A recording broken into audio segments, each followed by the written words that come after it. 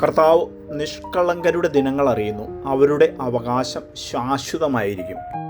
കർത്താവിനാൽ അനുഗ്രഹീതർ ഭൂമി കൈവശമാക്കും. നീതിമാന്മാർ ഭൂമി കൈവശമാക്കും, അതിൽ നിത്യം വസിക്കുകയും ചെയ്യും.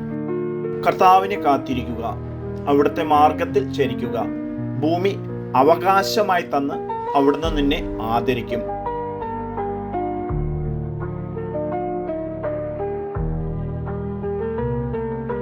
ദൈവജനനിയായ പരിശുദ്ധ കന്യകാമറിയമേ, അവിടുന്ന് സകല ഗുണ സമ്പൂർണയായിരുന്നല്ലോ.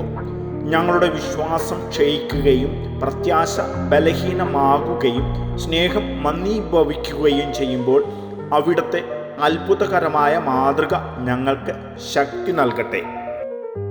ദാവീദിന്റെ കോട്ടയായ മറിയമേ, നാരകീയ ശക്തിയോടുള്ള പോരാട്ടത്തിൽ ഞങ്ങൾക്കു നീ അഭയമാകണമേ.